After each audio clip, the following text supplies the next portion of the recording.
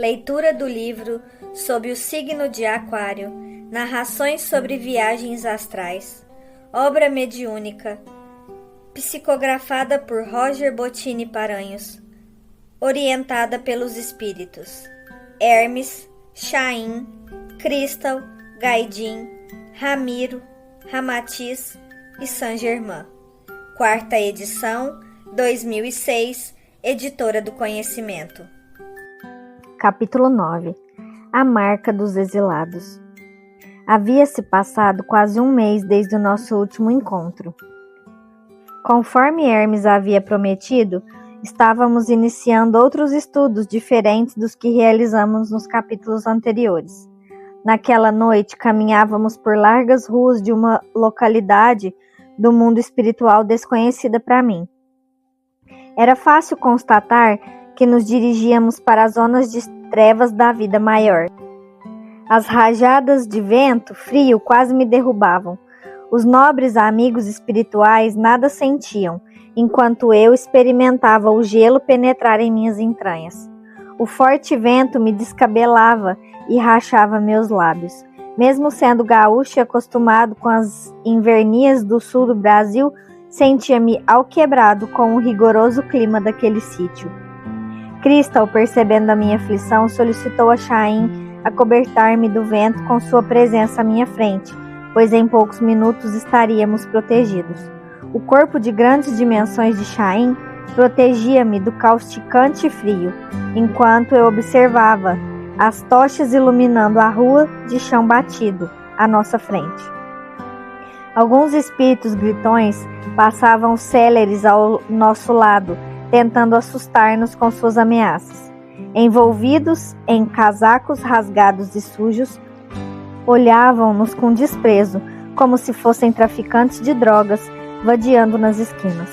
Antes que eu desse por mim, Hermes girou sobre os calcanhares e seguiu por uma ruela estreita, onde entramos em uma caverna. Caminhamos 30 passos, agachados, pois o teto era baixo demais. Chaim, devido à sua altura, andava praticamente de cócoras. O vento abrandou, devido a não estarmos mais em um local descampado. Agora, o gelo mortificante do ambiente demonstrava a região em que estávamos peregrinando. Os uivos de animais e os gritos lacinantes dos desencarnados davam-me a ideia do caráter daquele local. Após sairmos do pequeno túnel, ingressamos em galerias intermináveis, iluminadas por tochas presas à parede. Nesses extensos corredores, escorria constantemente umidade pelas paredes e estavam impregnadas em várias partes de limo e cogumelos. O local parecia-se com esgotos subterrâneos de grandes cidades, pois no centro do estreito corredor corria um fio de água turva, muito semelhante à água de esgoto. Eu aproximei-me de Cristal e segurei em sua mão com a ingênua intenção de a estar protegendo. Mas, na verdade, ela é que o fez, pois eu sentia o coração aflito ante ao desconhecido e escuro local onde éramos convocados a trabalhar. A bela fada, que vestia agora roupas grossas de material semelhante à napa, abraçou-me e sorriu, demonstrando segurança e tranquilidade. Aproveitando o momento, perguntei: Cristal, onde vamos? Meu querido irmão, respondeu a iluminada amiga com seus brilhantes olhos da cor violeta ligados aos meus. Iremos amparar com o amor do Cristo alguns irmãos nossos falidos na escalada evolutiva. Alguns com chance de obterem o ingresso final, outros não.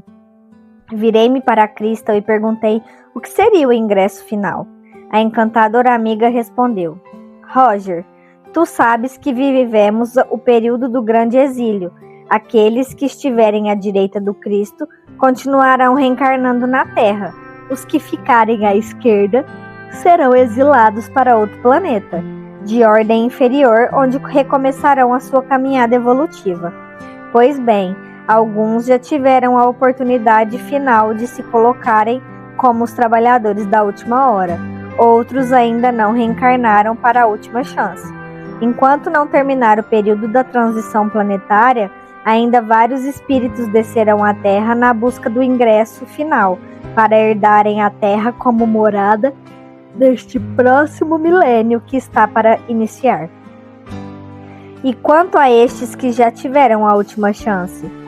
Estes devem apenas aguardar o translado para o planeta exílio, e se forem prudentes, devem meditar, buscando transformar-se segundo o Evangelho do Cristo, para recomeçarem a sua ascensão a caminho da luz, no novo mundo que lhes servirá de escola, após a conclusão da separação do joio do trigo. Crystal, como identificaremos aqueles que já se utilizaram da última chance de vida na Terra? Crystal sorriu e disse: acalma teu curioso espírito. Em breve verás com os teus próprios olhos, para que possas narrar aos encarnados informações inéditas. Agora, entremos em oração, para evitar o assédio das sombras, que em breve identificarão a nossa presença direta em seus domínios. Após caminharmos 20 minutos pela galeria, começamos a perceber a presença de espíritos sofredores, deitados ou sentados no solo lamacento onde corria água de esgoto. Eles gemiam e estendiam os braços, esmolando atenção e auxílio. O nobre irmão Hermes demonstrava tristeza e angústia, vendo aqueles farrapos espirituais pedindo clemência. Mesmo Senhor de grande sabedoria que lhe permite compreender as leis que aprisionam as criaturas, aquela situação, ele chorou. Eu corri para perto do querido amigo e perguntei-lhe: Hermes, por que choras? Compreendes a lei de ação e reação como poucos? Tu sabes que estes irmãos apenas colhem o que plantaram. O nobre amigo voltou-se para mim e disse, com a voz embargada: Roger, já paraste para olhar para estas criaturas? Despe-te por um segundo que seja do teu espírito jornalístico. O espírito iluminado levantou-se e foi atender outros necessitados. Após acompanhar por alguns segundos os seus passos, voltei-me para a irmã falida que ele acompanhava com desvelo. Ela fitava-me com olhos tristes e desesperançosos. Seus grandes olhos castanhos estavam inchados de tanto chorar. Em seu braço, úlceras cobertas de pus denotavam a sua condição espiritual. Não consegui sustentar o olhar daquela irmã que estava recostada contra a parede com o corpo disforme.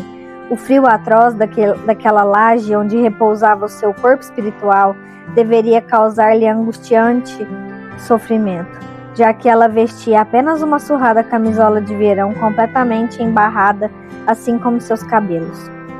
Perdoa-me, anjo do Senhor.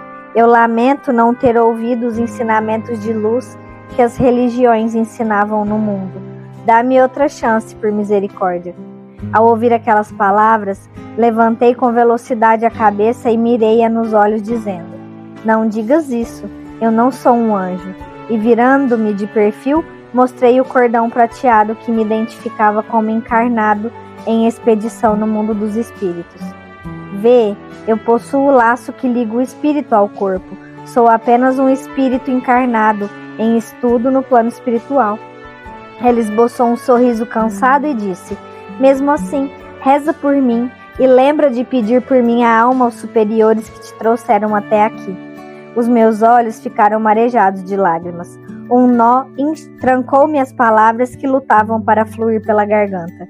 Instintivamente abracei a pobre menina que deveria ter 25 anos na data de seu desencarne. As características de seu corpo espiritual demonstravam que ela havia morrido por excesso do uso de drogas. Levantei-me sem olhar para ela, pois eu não suportaria ver novamente aquele olhar suplicante. Eu já estava a alguns passos de distância quando ela disse em voz alta para que eu ouvisse: Eu daria tudo para ser uma boa alma de luz como tu. Eu estaquei o passo, enquanto ouvia as palavras que atingiram como raios os meus ouvidos. E pensei por alguns instantes: será que eu sou um espírito liberto de meus erros? E as minhas atitudes? Elas me elegem para manter-me na Terra para o terceiro milênio? Do que vale a sabedoria espiritual e a alta capacidade mediúnica se possuo tão pequeno espírito de caridade? Será que esta menina estaria fazendo uma boa troca desejando ser um espírito como eu? Ou eu é que estaria junto a ela naquela laje suja após o meu desencarne? Várias questões fluíram na minha mente naquele átimo de segundo. Eu recuperei a razão e continuei a me distanciar. Ela gritou um adeus sincero e agradecido.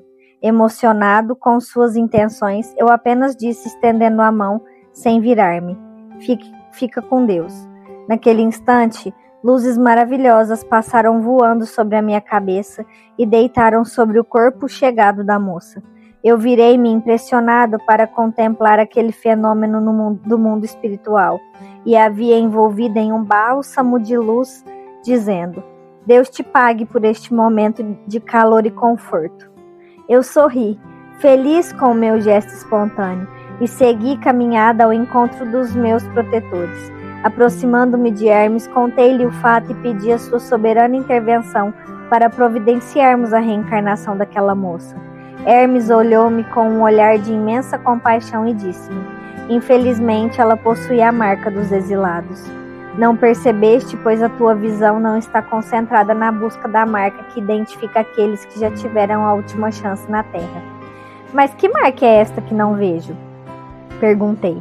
E Hermes, olhando para o teto que pingava umidade no estreito corredor, disse em tom profético: E ele conseguiu que todos, pequenos e grandes, ricos e pobres, livres e escravos, tivessem um sinal na mão direita e na fronte, e que ninguém pudesse comprar ou vender se não fosse marcado com o nome da besta ou o número do seu nome. Eis aqui a sabedoria. Quem tiver inteligência, calcule o número da besta, porque é número de um homem e esse número é 666. Hermes havia declamado em voz alta o trecho do livro Apocalipse, profetizado por João, o evangelista, que nos fala sobre o número da besta. Eu fiquei boquiaberto por alguns instantes e o iluminado benfeitor prosseguiu sob o nosso olhar atento, meu e dos demais espíritos amigos. Meu querido irmão, a profecia do Apocalipse não são um conjunto de fábulas, e sim a narração das visões do grande João, discípulo querido de Jesus, sobre o que ocorreria durante o período em que vivemos, tanto no plano material como no mundo espiritual. A chegada do fim deste ciclo de evolução na Terra. Claro que ele, limitado pela matéria, narrou de uma forma pitoresca o que seus olhos assombrados viam. Vê outro exemplo muito conhecido teu? Pássaros de aço lançarão ovos de fogo sobre a terra. Não são as bombas lançadas pelos modernos aviões? Como João poderia narrar informações do mundo espiritual ou do mundo moderno se não as conhecia enquanto aprisionado à matéria e em época tão distante dos acontecimentos profetizados? Já é tempo de os homens analisarem os ensinamentos espirituais à luz da razão. As informações apocalípticas, apesar de algumas distorções, possuem em sua essência a verdade. Estamos entrando na era de Aquário. Os dogmas religiosos devem ser substituídos pela busca da reforma moral inadiável. E aqueles que procurarem estudar com sensatez as palavras proféticas irão se impressionar com o que está velado pela ignorância humana. Sim, eu entendo, retruquei confuso. Mas o 666 não seria somente um simbolismo? Concentra-te e olha a mão direita ou a testa deste irmão à tua frente. Agachei-me e olhei com firmeza a fronte do rapaz em estado de transe, sob nossos pés. No centro da testa estavam tatuados os 3 números, 6 em forma de triângulo, 2 inclinados, um em direção ao outro e o terceiro acima dos demais. Eu abaixei a cabeça e murmurei: impressionante. Olhei para Hermes e Chaim, que estavam atrás de mim, e disse: meu Deus, os homens estão vivendo em completo erro. Mais do que nunca eles creem que isso tudo não passa de mera fantasia e que as crenças religiosas são obstáculos fantasiosos aos instintos da natureza humana. Com a mão direita sobre os lábios, estendi a esquerda para virar a destra do espírito desacordado à minha frente e vi o mesmo símbolo, 666, no dorso da mão do rapaz. Enquanto eu avaliava o estranho símbolo, alguém gritando histericamente correu em minha direção. Chaim colocou-se entre eu e ele, bloqueando sua agressão. Aos gritos dizia o pobre desequilibrado: Afasta-te de Richard. Vocês não vão encarná-lo na terra. Eu não permitirei. Enquanto Chaim segurava aquele espírito em desequilíbrio, eu deitei o rapaz que avaliava no solo e de joelhos pensei, olhando para aquele que desejava agredir-me. Pobre rapaz, luta para defender o que não necessita de defesa. Mesmo que Jesus desejasse reencarnar este rapaz, não faria, evitando contrariar as sábias leis que regem a vida no universo. Desrespeitar a lei de ação e reação e dar uma nova chance a quem já a teve seria privilegiar alguns em detrimento dos outros. Onde estaria a justiça de Deus se suas sensatas regras fossem quebradas? O ciclo daquele rapaz na terra estava encerrado. Resta agora a ele apenas aguardar a aproximação do astro intruso, que o conduzirá ao seu novo mundo, onde a dor e o ranger de dentes serão uma constante, como diria o sábio mestre Jesus. Levantei-me mecanicamente com um olhar vago devido às fortes emoções e pedi licença aos amigos para ter alguns minutos a sós com a pobre moça com que eu havia conversado há poucos instantes. Eu me dirigi até a região da galeria, onde ela estava deitada. Para minha sorte, ela estava adormecida. Talvez fruto do bálsamo de luz que aliviou seu sofrido espírito. Aproximei-me e olhei o dorso de sua mão direita, e vi nitidamente o número da besta em sua mão. A sua cabeça estava pendendo para a frente com os cabelos sobre os olhos. Ergui o seu rosto, retirei os cabelos e a lama que obscurecia sua face, e lá estava na testa o maldito símbolo. Eu deitei a menina delicadamente na laje que lhe servia de leito. Retirei seus pés de dentro da débil corrente de água suja que corria pelas galerias. Algumas baratas insistiam em subir-lhe pelas pernas. Dentro do possível, afastei os nojentos insetos sem afetação. Após, retirei-me, triste pelo destino que esperava por aquela imprevidente irmã. Retornei aos amigos. Gaidin e Crystal abraçaram-me, confortando-me. Dirigi-me então a Hermes e agradeci-lhe por chamar-me à razão, devido à minha indiferença inicial à dor alheia. Meu irmão, por mais que saibamos que todos aqui estão colhendo o mal que plantaram, jamais devemos esquecer do amor e compaixão que todo filho de Deus merece receber, desde os anjos até os escravizados na prática do mal. Tens razão, Hermes, mas a propósito, como estes espíritos saldarão suas dívidas com as suas vítimas, se eles serão exilados para outro mundo? A lei de ação e reação, karma, não exige que indenizemos os prejuízos que causamos aos nossos semelhantes? Hermes, com a atenção de um pai dispensa a um filho, disse-me: Roger, o pecador deve para a lei e não para a vítima. Ele irá corrigir as suas faltas compensando aqueles que junto a ele serão exilados. Os filhos de Deus que ficarem na terra serão ressarcidos pelo mal que sofreram no passado através do imenso amor do Pai, que vela por todos e não permite nenhuma injustiça no universo, sendo desnecessário ligar a vítima ao algoz, como ocorre em alguns casos. Hermes pousou seus olhos nos meus e, ajeitando a tiara negra que prende seus longos cabelos, disse-me com serenidade: Continuemos a nossa caminhada, ainda há mais situações a serem estudadas.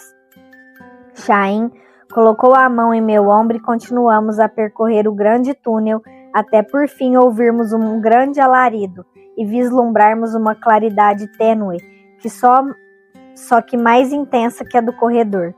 Alguns passos à frente, chegamos ao final das galerias, onde desaguava o córrego sinistro que nos acompanhou durante toda a caminhada. Ali, víamos um gigantesco vale com milhares de espíritos padecendo dores atrozes. Alguns perambulando e outros deitados em estado de semiconsciência. A visão era dantesca. Ali reuniam-se espíritos com excessivo grau de criminalidade em relação às leis de Deus, criminosos na plena amplitude da palavra, julgados segundo a lei que nos é impossível burlar, a lei de Deus. Havia os assassinos comuns, desde psicopatas até espíritos enrijecidos no ódio e no desejo de destruição. Ali também estavam confinados os assassinos que a lei dos homens não consegue julgar, pois possuem recursos financeiros e inteligência para manipularem aqueles que nos julgam. Não existem duas medidas diferentes na sábia lei de Deus. Caminhamos em estado de oração por entre a multidão. Mãos eram erguidas pedindo-nos amparo. Alguns espíritos vingativos tentavam nos atacar, mas havia inúmeros soldados de Cristo protegendo as equipes de socorro espiritual e evitando a desordem natural em ambientes desequilibrados onde o mal impera. Hermes e Cristal cessaram a caminhada para conversar com alguns nobres espíritos. Eu e Chaim aproveitamos o momento para estudarmos uma mulher de meia idade que comportava-se como uma rainha em meio às trevas. Vestia-se como uma esfarrapada e mantinha-se suja como uma mendiga, mas acreditava-se superior aos demais. Aproximei-me e procurei o número da besta em sua testa. Ao agachar-me em direção ao seu rosto, ela, percebendo minhas intenções, sobressaltou-se como que impelida por invisível mola. De pé, com o dedo em riste, gritou 1000 impropérios, condenando-me por não estar de joelhos em frente de sua rainha, e por erguer um olhar tão altivo, eu, que era um reles plebeu. Em seguida, ela olhou para Chaim e perguntou quem era aquele soldado que estava desrespeitando o horário de serviço estando em minha companhia. Devido às características peculiares de Chaim, ela acreditava-se na presença de um soldado vestindo armaduras de guerra. Em segundo, Chaim emitiu de seu chakra frontal uma luz azul que anestesiou a antiga rainha. Ela, em instantes, estava dormindo. O amigo de outra galáxia, então, vasculhou o passado daquela mulher através de seu imenso poder mental e disse: esta nossa irmã, após viver uma existência de orgulho e vaidade extremas em vosso mundo, não mais conseguiu recuperar o espírito de humildade e respeito aos semelhantes. Reencarnou como escrava, como mendiga e finalmente em uma casta que sofre preconceitos em vosso mundo. Nas 3 oportunidades não se reencontrou com o espírito crístico. Só lhe resta agora migrar para o planeta exílio. As condições primitivas do novo mundo farão com que ela recupere as virtudes, livrando-se dos vícios de conduta que lhe embotam o espírito. Realmente, pensei, o exílio planetário é uma necessidade para a evolução dos espíritos endurecidos e não uma punição. Quantos séculos essa irmã ficaria paralisada em sua evolução se continuasse a reencarnar na Terra no 3º milênio? Se já possuindo 3 oportunidades nos últimos séculos, nada aprendeu, como aprenderia em um mundo muito além de seus valores como será a nova era? Chaim concordou com o gesto, enquanto Hermes aproximava-se, dizendo: temos ainda mais 2 horas. Logo após, as equipes socorristas se retirarão. Como assim? Perguntei. Elas não ficam aqui constantemente controlando estes que aqui residem? Não, meu amigo. Estamos todos aqui para resgatar alguns irmãos que não possuem o número 666 na mão ou na testa. Ou seja, aqueles que ainda possuem o direito à última chance de reencarnar antes do final do período de transição. Após concluído este trabalho, todos os trabalhadores do Cristo vão embora para outros afazeres. Após nossa retirada, os juízes tomam conta do lugar. Antes que me perguntes, os juízes são verdugos cruéis que ficam julgando os espíritos aqui falidos. Eles consideram-se prepostos de Deus para julgar e condenar os pecadores, assim como ensinam as religiões antigas. E além disso, muitos deles são antigos líderes religiosos. Vê, Hermes apontou para um espírito arrogante que vestia roupas típicas de bispo da igreja durante a Idade Média. Aquele é um juiz. Vamos falar-lhe por alguns instantes. Todos nos aproximamos do bispo, e ele, ao perceber a nossa presença, disse olhando friamente para Hermes: ora, ora, meu amigo Hermes, já de volta aos meus domínios, tu deverias voltar à tua congregação e não vir aqui roubar o meu séquito. E com uma expressão irônica completou: mas não poderia ser diferente. Enquanto vivíamos na terra, era o que eu mais via tu fazeres. A intromissão em assuntos que não te diziam respeito e a quebra de normas da Santa Igreja eram a mais pura expressão da tua personalidade. Domênico, não estamos aqui para discussões que não nos levarão a lugar nenhum. Até quando acreditarás que vivemos em pequenos feudos como vivíamos na Europa medieval, onde terras e pessoas eram propriedades de senhores inescrupulosos? Abre a tua mente e vê além do que queres enxergar. O mundo mudou e o Deus em que crês é um reflexo da tua alma imperfeita. Ou acreditas que ele irá te nomear para aterrorizar eternamente os seus filhos? Hermes virou-se para o grupo de espíritos que estavam sendo julgados e condenados pelo antigo inquisitor e disse: Vê estes irmãos, são espíritos que peregrinaram diversas vezes pela vida humana, comprovando a existência da reencarnação do espírito. Crença que por diversas vezes patrocinei em nossos estudos na Terra, mas que quase paguei alto preço por defender. Hermes sacudiu a cabeça e continuou com voz terna e conciliadora. O que acreditas que fazemos quando levamos espíritos daqui? Eles são encaminhados para reencarnarem novamente na Terra e corrigirem seus erros, assim como tu deverias te propor a fazer antes do inevitável exílio que desdenhas. O símbolo da besta é a marca dos que já perderam o direito de viver na Terra. Os outros ainda serão encaminhados para obterem o divino ingresso, antes que o prazo se encerre. Aproveita o momento e lança-te novamente na vida humana. Tu poderás obter o selo divino para ficar à direita do Cristo. Domênico franziu a testa, sentou-se em um pequeno tamborete e meditou em silêncio por alguns instantes. Logo após refletir, ele disse: Por longos séculos ouvi tuas palavras com desprezo, Hermes, mas sinto que algo me impele a respeitar o que dizes e pedir-te que me comproves o que afirmas ser verdade. Eu sinto que graves transformações estão para ocorrer. É possível perceber a atividade incessante em todas as dimensões da vida neste sentido. Portanto, quero ouvir-te e, como demonstração de meu interesse, te ofereço este jovem que sinto estar preparado para uma nova chance. O velho bispo colocou sua mão com carinho sobre o ombro do rapaz que permanecia de olhos fixos no solo em sinal de humildade e gratidão. Todos os dias em que conversamos, sinto em seu coração o arrependimento e o desejo de acertar. E além disto, ele é um dos poucos aqui que não possuem a marca da besta. Se tuas afirmações forem verdadeiras, ele poderá voltar ao mundo dos homens para corrigir as faltas que cometeu, mais por insensatez do que por maldade.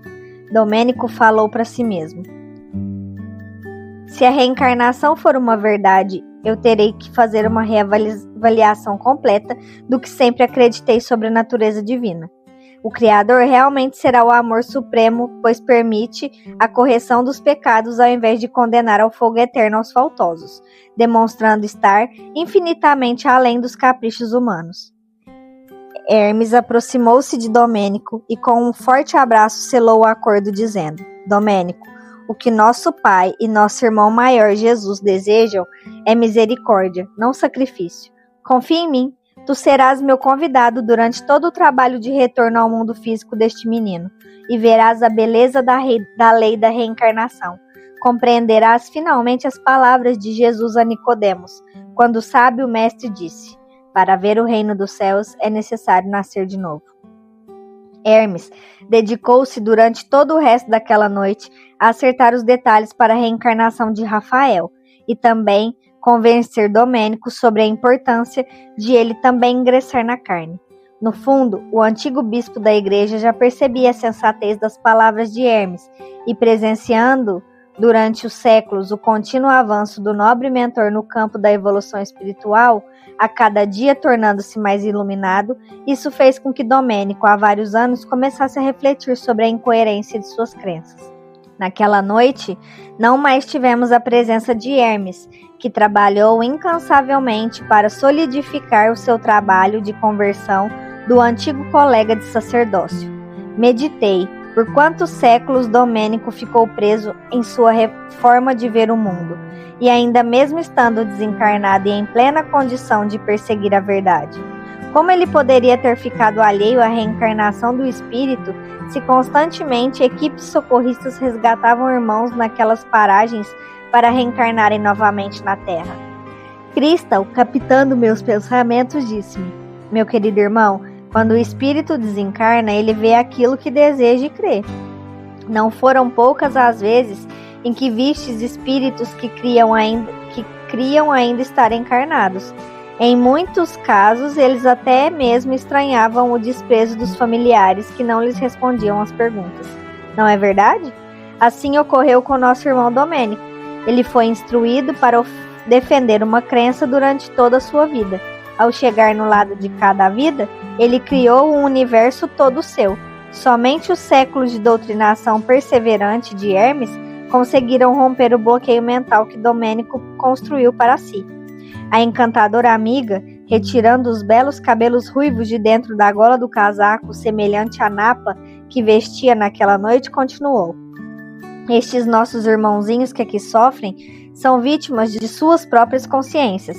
Quando retornamos ao mundo espiritual, despertam-se em nosso eu interior sentimentos e reminiscências que foram esquecidas enquanto estávamos na matéria. A lembrança, muitas vezes inconsciente, das responsabilidades assumidas antes de reencarnarmos, faz com que o nosso mundo desmorone. Muitos entram em estado de profunda depressão. Somente a purgação de suas mazelas nas zonas astrais inferiores como esta é que os reequilibra para novas experiências no mundo físico. Gaidin, que observava sereno as colocações de Crystal, disse-me: é por este motivo que alguns encarnados na vida espiritual não acreditam. Ao morrerem, passam décadas acreditando-se vivos. Encaminhados novamente para a reencarnação, eles são. E então, à vida eles voltam, sem nem mesmo crerem que um dia aqui no mundo espiritual estiveram. Crystal sorriu e concluiu: Gaidin está certo. A grande maioria dos ateus do mundo é fruto dessa insólita situação. Existem inclusive no plano espiritual cidades astrais onde vivem espíritos que acreditam ainda estar encarnados no mundo físico. Eles não aceitam de forma alguma a ideia de que já estão vivendo fora da matéria, ou seja, mortos, como eles dizem. Depois de determinado tempo de refazimento no plano espiritual, eles são hipnotizados e reencarnados no mundo físico através dos técnicos reencarnacionistas, sob o comando do Cristo. Como crer em algo que eles não aceitam, nem mesmo quando estão desencarnados? Naquele instante, Chaim aproximou-se, convidando-nos a novos estudos. Ele conduziu-nos ao outro extremo do vale, onde poderíamos presenciar o trabalho de outro juiz, só que este, afastado do sentimento de conversão, ao contrário de Domênico. Queixo saliente, nariz aquilino e olhar ofídico. Ratzenberg controlava sua região daquele grande vale com pulso de ferro. Demonstrando a característica dos fracos de espírito, conservava um comportamento cruel e ameaçador para manter-se no poder. Ratzenberg aproveitava-se das crenças do inferno eterno para desestimular qualquer sentimento de esperança que viesse a encorajar os seus subjugados a reagirem à sua imposição mental. O mais impressionante é que ele, em sua vida física, tinha sido mais pecador do que aqueles que condenava em seus domínios. Ele exercia uma verdadeira imposição de força sobre os mais fracos e acreditava que Deus não havia percebido seus erros. Por este motivo, permitia que ele se mantivesse no posto que exercia. O semblante de Ratzenberg era típico de espíritos enrijecidos no ódio e na prática do mal. Inclusive, as marcas do tempo caricaturavam-lhe o rosto com expressões de ódio e rancor. Na sua mão direita carregava um rélio de altura de sua cintura. A voz metálica e imponente causava respeito nas criaturas que estavam subjugadas às suas ordens. Ao ver aquela triste cena mais uma vez, envolveu-me um sentimento misto de piedade e tristeza. É triste ver seus próprios irmãos sendo tratados como animais por espíritos cruéis e vingativos, que se sobressaem uns sobre os outros nas trevas. Mas o que dizer dos que ali sofriam o jugo dos juízes? Eram também criaturas cruéis, vingativas, rancorosas e que desrespeitavam os semelhantes em suas vidas, antes que a morte os trouxesse para aquele horripilante lugar em que estávamos. Será que eu deveria apiedar-me daquelas criaturas pela dor e o terror que sofriam naquele instante? Ou sim pelo desprezo da grande oportunidade que tiveram quando encarnados no mundo e com imensas possibilidades de crescimento e de ventura? Eles poderiam estar em cidades astrais de paz e luz. Naquele mesmo instante, poderiam estar desfrutando de uma bela noite enluarada de paz e harmonia em outros sítios, mas decidiram-se pela porta larga das trevas e dos caprichos humanos. Alimentaram vícios e foram vitimados pela sua própria falta de caridade, amor e respeito à vida e aos semelhantes. Agora, apenas colhiam o que plantaram.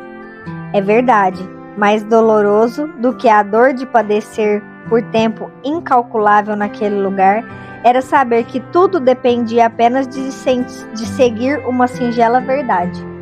Ama o teu próximo como a ti mesmo e faz aos outros somente aquilo que gostarias que te fizessem.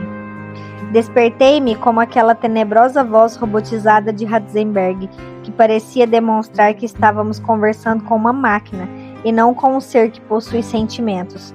Seus olhos cor verde água, frios e impassíveis, e sua pele albina impressionavam-me ainda mais com respeito ao caráter da entidade espiritual que estava à nossa frente.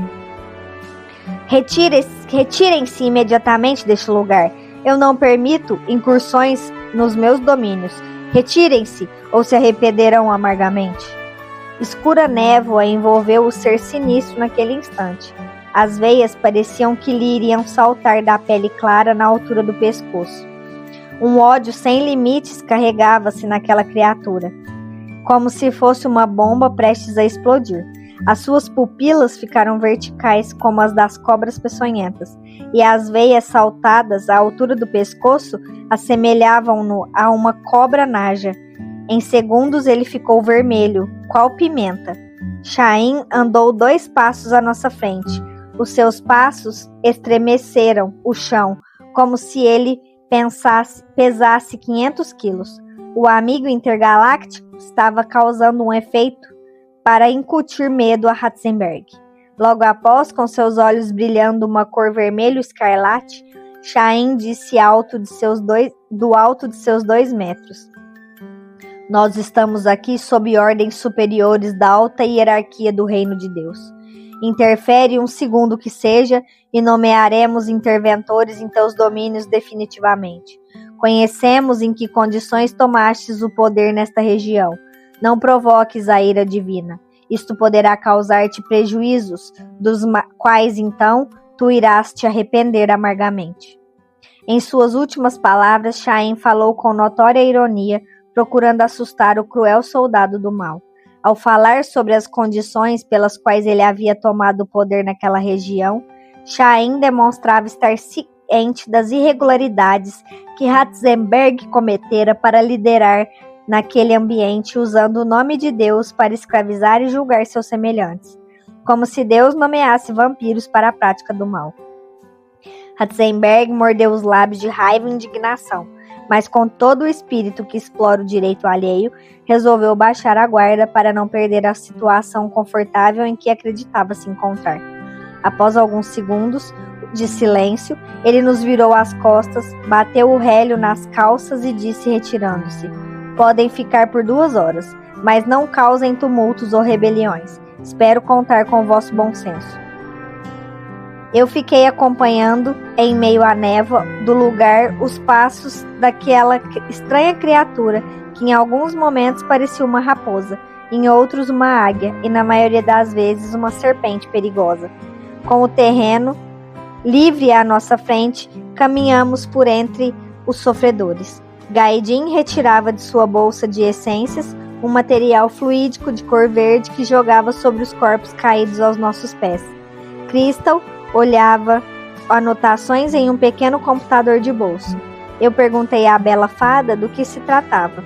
Voltando os olhos para mim, ela disse com extremo carinho típico de sua personalidade: Não estamos aqui a esmo, Roger.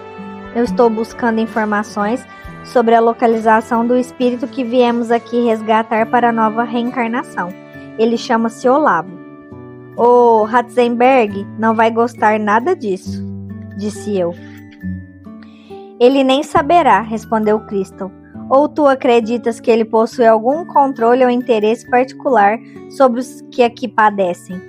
Almas descem e sobem neste lugar no passar das décadas, e poucas vezes estes espíritos que se denominam juízes percebem.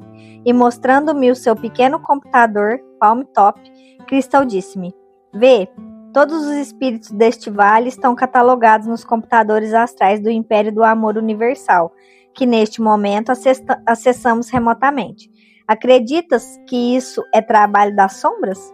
Crystal mesmo respondeu: Não, isto é trabalho de irmãos iluminados que encontram no trabalho e na organização uma forma de edificar um mundo melhor. Os espíritos trevosos não encontram disposição para atividades construtivas. Eles dizem-se senhores de regiões intermináveis, mas nada fazem para organizá-las e conhecê-las. Apenas querem possuir status e poder, devido à sua vaidade desmedida. Eles fogem do trabalho, que é o primeiro passo para despertar valores superiores. Lembra-te de que a mente laboriosa é um passo para o encontro com a luz, e a mente ociosa é um passo para o encontro com as trevas e com a obsessão espiritual que estudamos anteriormente. Neste instante, ouvimos Gaidin gritar a uns 15 passos de distância: Aqui Olavo está! Gaidin guardou seu pequeno computador de bolso, como o de Crystal, em sua bolsa, e sentou-se no chão colocando a cabeça de Olavo em seu colo. Em seguida, o pequeno amigo retirou de sua bolsa essências cor-de-rosa que aplicou no chakra esplênico de Olavo. Enquanto isto, eu procurava a marca dos exilados em Olavo. Realmente ele não possuía o temível 666. Em segundos, Olavo variou da palidez para o rubor. Menino Olavo desvitalizado estava, disse Gaidin. Em instantes, o rapaz recuperou a consciência e começou a tossir sem parar. Aquele acesso de tosse fez com que Olavo expelisse um líquido preto dos pulmões. Após 5 minutos vomitando esta graxa, ele acalmou-se. Gaidin, prestativo, retirou um pano de sua bolsa e limpou a boca do rapaz, que estava lambuzada com o estranho líquido astral. O jovem, recostado sobre o colo de Gaidin, abriu os olhos inchados e vermelhos, devido ao forte acesso de tosse, e viu Crystal à sua frente. A beleza angelical da querida amiga despertou uma crise de choro e lamúrias. Anjo de Deus, ampara-me a vida desgraçada. Eu acredito que irei morrer uma segunda vez se prosseguir neste lugar. Eu rezo diariamente para que Deus me conceda o direito de corrigir o meu passado. Alguns irmãos dizem que podemos voltar ao mundo para uma nova chance. Eu aceito voltar até mesmo em um corpo estrupiado, mas resgata-me neste lugar tenebroso. Crystal passou suas encantadoras mãos no rosto empapado de iodo de Olavo e disse-lhe: Tranquiliza-te e cessa teus apelos, pois é para isso que estamos aqui neste momento. Guarda as tuas forças, porque neste instante são poucas e precisamos delas para que tu possas sair daqui com maior facilidade e segurança. Sim, aquele nazista pode voltar com aquele relho maldito. Vamos embora. Gaidin, percebendo que Olavo não iria acalmar-se por si próprio, lançou mão de essências anestesiantes para que o rapaz cessasse a sua crise histérica. Em estado de sonolência, ele foi conduzido por auxiliares para um hospital especializado no trabalho de reencarnação de espíritos que são retirados diretamente das sombras. Eu perguntei para a bela fada sobre como seria a reencarnação de Olavo. Ela sorriu e disse-me: Eu sei o que queres saber. Se ele reencarnará aleijado como pediu. Acredito que não. Talvez somente venha a sofrer graves problemas respiratórios, pois era a região de seu perispírito mais afetada pelo seu plantio do passado.